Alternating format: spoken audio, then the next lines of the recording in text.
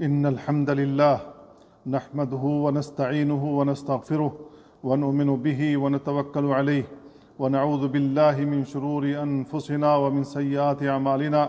من يهده الله فلا مضل له ومن يضلل فلا هادي له، وأشهد أن لا إله إلا الله وحده لا شريك له، وأشهد أن محمدا عبده ورسوله. أما بعد، فإن خير الحديث كتاب الله، وخير الهدي هدي محمد صلى الله عليه وسلم، وشر الأمور محدثاتها، وكل محدثة بدعة، وكل بدعة ضلالة، وكل ضلالة في النار. اتقوا الله يا عباد الله حق التقوى، واستمسكوا من الإسلام بالعروة الوثقى، وتزودوا فإن خير الزاد التقوى، واتقون يا أولي الألباب. أيها المؤمنون، خير يوم طلعت عليه الشمس يوم الجمعة، فيه خلق آدم، وفيه أدخل الجنة، وفيه أخرج منها، ولا تقوم الساعة إلا في يوم الجمعة. ويوم الجمعة من أعظم الأيام قدرا، وأجلها شرفا وفضلا، فقد اصطفاه الله على غيره من الأيام، واختص به أمة الإسلام. قال صلى الله عليه وسلم: أضل الله عن الجمعة من كان قبلنا، فكان لليهود يوم السبت، وكان للنصارى يوم الأحد، فجاء الله بنا فهدانا الله ليوم الجمعة. ويوم الجمعة هو عيد الأسبوع، يجتمع فيه المسلمون لصلاة الجمعة، امتثالا لقول الله عز وجل: يا أيها الذين آمنوا إذا نودي للصلاة من يوم الجمعة فاسعوا إلى ذكر الله وذروا البيع. قال صلى الله عليه وسلم: الصلوات الخمس والجمعة إلى الجمعة كفارة لما بينهن ما لم تغش الكبائر. قال بعض السلف: من استقامت له جمعته استقام له سائر أسبوعه. ومن أعظم الخسران وأبلغ الحرمان التخلف عن صلاة الجمعة. قال صلى الله عليه وسلم: لينتهين أقوام عن ودعهم الجمعات، أو ليختمن الله على قلوبهم، ثم ليكونن من الغافلين. ولعظم هذا اليوم وشرفه فقد أقسم الله به في كتابه، والله لا يقسم إلا بعظيم. قال سبحانه: وشاهد ومشهود.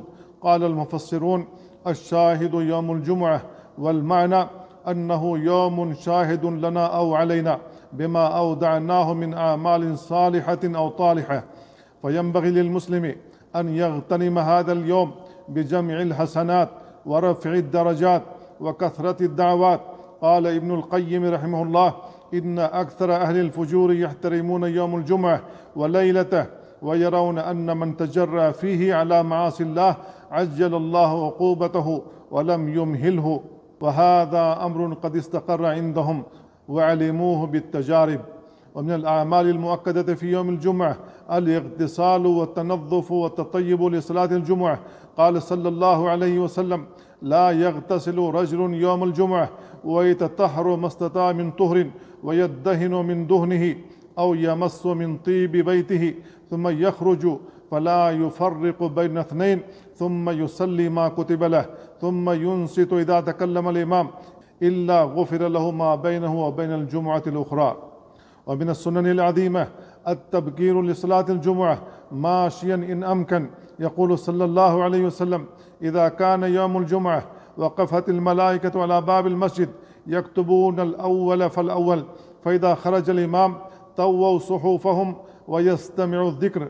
وفي الحديث: من راح في الساعة الأولى فكأنما قرب بدنه، ومن راح في الساعة الثانية فكأنما قرب بقرة، ومن راح في الساعة الثالثة فكأنما قرب كبشا أقرا، ومن راح في الساعة الرابعة فكأنما قرب دجاجة، ومن راح في الساعة الخامسة فكأنما قرب بيضة. وعلى قدر التبكير إلى الجمعة يكون القرب من رب العزة. يقول ابن مسعود رضي الله عنه: سارعوا إلى الجمعة، فإن الله عز وجل يبرز أهل الجنة في كل جمعة في كثيب من كافور أبيض، فيكونون في القرب منه على قدر تسارعهم إلى الجمعات في الدنيا. والخطوات إلى الجمعات سنوات من الحسنات. قال صلى الله عليه وسلم: من اغتسل يوم الجمعة وغسل وبكر وابتكر ودنا واستمع وأنصت كان له بكل خطوة يخطوها أجر سنة صيامها وقيامها. قال أبو زرعة رحمه الله: لا أعلم حديثا كثير الصواب مع قلة العمل أصح من حديث من بكر وابتكر. وقال ابن حجر الحيتمي: ليس في السنة في خبر صحيح أكثر من هذا الثواب فليتنبه له. ويوم الجمعة سيد الأيام، ورسول الله صلى الله عليه وسلم سيد الأنام، فللصلاة عليه في هذا اليوم مزية ليست لغيره. قال صلى الله عليه وسلم: أكثر الصلاة علي يوم الجمعة وليلة الجمعة، فمن صلى علي صلاة صلى الله عليه 10. ولما ترك المؤمنون البيع والسوق لصلاة الجمعة عوذهم الله بسوق الجمعة في الجنة. قال صلى الله عليه وسلم: إن في الجنة لسوقا يأتونها كل جمعة فتهب ريح الشمال فتحثو في وجوههم وثيابهم فيزدادون حسنا وجمالا، فيرجعون إلى أهليهم وقد ازدادوا حسنا وجمالا، فيقول لهم أهلوهم: والله لقد ازددتم بعدنا حسنا وجمالا، فيقولون: وأنتم والله لقد ازددتم بعدنا حسنا وجمالا. بارك الله لي ولكم في القرآن العظيم، ونفعني وإياكم بما فيه من الآيات والذكر الحكيم. أقول قولي هذا وأستغفر الله لي ولكم ولسائر المسلمين من كل ذنب فاستغفروه إنه هو الغفور الرحيم. الحمد لله على إحسانه، والشكر له على توفيقه وامتنانه، وأشهد أن لا إله إلا الله وأن محمدا عبده ورسوله. أما بعد، فإن يوم الجمعة فرصة لكل مسلم لكي يلم ثعث قلبه الذي تفرق في أيام الأسبوع. ومن بركة هذا اليوم ساعة الإجابة. قال صلى الله عليه وسلم: إن في الجمعة ساعة لا يوافقها عبد مسلم يسأل الله فيها خيرا إلا أعطاه إياه. يقول ابن القيم رحمه الله: فالله جعل لأهل كل ملة يوما يتفرغون فيه للعبادة ويتخلون فيه عن أشغال الدنيا، فيوم الجمعة يوم عبادة، وهو في الأيام كشهر رمضان في الشهور، وساعة الإجابة فيه كليلة القدر في رمضان. ولهذا من صح له يوم جمعته وسلم سلم له سائر أسبوعه. فاجتهد في الدعاء في هذا اليوم، لا سيما في مواطن الإجابة كالدعاء في صلاة الجمعة وفي السجود وبين الأذان والإقامة وفي آخر ساعة بعد العصر. قال النووي رحمه الله: يستحب الإكثار من الدعاء في جميع يوم الجمعة من طلوع الفجر إلى غروب الشمس رجاء مصادفة ساعة الإجابة. ومن أرجى أوقات الإجابة آخر يوم الجمعة، لقوله صلى الله عليه وسلم: فالتمسوها آخر الساعة بعد العصر. قال ابن القيم رحمه الله: وهذه الساعة هي آخر ساعة بعد العصر يعظمها جميع أهل الملل. وكان سعيد بن جبير رحمه الله إذا صلى العصر لم يكلم أحدا حتى تغرب الشمس، وفي ذلك فليتنافس المتنافسون. عباد الله، إن الله وملائكته يصلون على النبي يا أيها الذين آمنوا صلوا عليه وسلموا تسليما. اللهم صل وسلم وزد وبارك على عبدك ونبيك ورسولك محمد صلى الله عليه وسلم.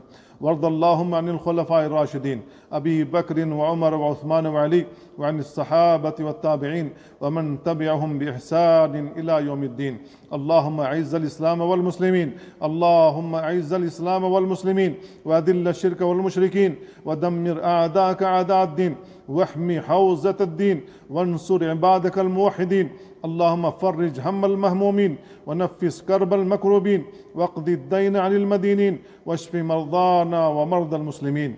اللهم آمنا في أوطاننا، وأصلح أئمتنا وولاة أمورنا، ووفق ولي أمرنا وولي عهده لما تحب وترضى، وخذ بناصيتهما للبر والتقوى. ربنا آتنا في الدنيا حسنة وفي الآخرة حسنة وقنا عذاب النار. عباد الله، إن الله يأمر بالعدل والإحسان وإيتاء ذي القربى وينهى عن الفحشاء والمنكر والبغي يعظكم لعلكم تذكرون. فاذكروا الله العظيم الجليل يذكركم، واشكروه على نعمه يزدكم، ولذكر الله أكبر، والله يعلم ما تصنعون.